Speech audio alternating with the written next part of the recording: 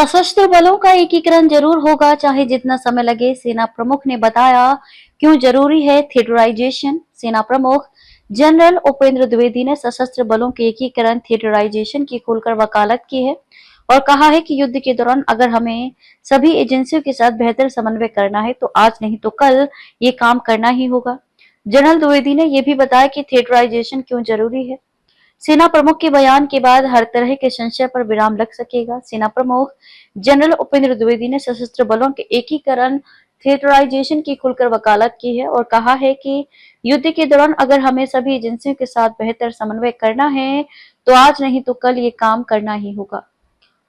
मोनेक्शा centre में एक पुस्तक विमोचन के अवसर पर जनरल द्विवेदी ने मीडिया से बातचीत में कहा कि हमें बस ये देखना है कि इसमें कितना वक्त लगता है और इसे कैसे बेहतर ढंग से किया जा सकता है। गौरतलब है कि थिएटराइजेशन पर अलग अलग विचारों के उभरने से इस योजना पर एक राय नहीं बन पा रही थी। सेना प्रमुख के बयान के बाद हर तरह के संशय पर विराम लग सकेगा। जनरल द्विवेदी ने यह भी बताया कि थिएटराइजेशन क्यों जरूरी है। उन्होंने कहा कि जब भी हम युद्ध में होते हैं तो केवल थल सेना ही नहीं लड़ रही होती है, हमारे पास सीमा सुरक्षा बल और भारत तिब्बत सीमा पुलिस भी होती है। तीनों सशस्त्र बल, डिफेंस, साइबर एजेंसियां और डिफेंस स्पेस एजेंसियां भी काम करती हैं। इसके अलावा हमारे साथ युद्ध में ISRO, civil defence, railway, NCC, राज्य और केंद्रीय प्रशासन भी शामिल होते हैं। आपको बता दें कि अन्य दो सशस्त्र बलों के प्रमुखों की तरफ से थिएटराइजेशन पर नजरिए के 2 हफ्ते बाद सेना प्रमुख का बयान आया है।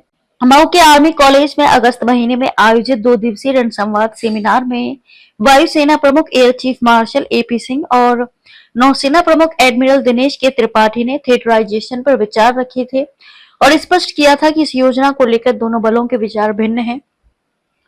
उन्होंने कहा कि ऑपरेशन सिंदूर के दौरान 72,000 एनसीसी नेशनल कैडेट कोर योद्धाओं ने स्वयंसेवक के तौर पर सिविल डिफेंस के लिए काम किया और सपोर्ट सिस्टम बनने में सबसे आगे रहे। यूक्रेन का उदाहरण देते हुए उन्होंने कहा कि राष्ट्रीय सुरक्षा केवल सैनिकों का ही काम नहीं है, बल्कि देश की रक्षा में आम नागरिकों को भी जिम्मेदारी उठानी पड़ती है।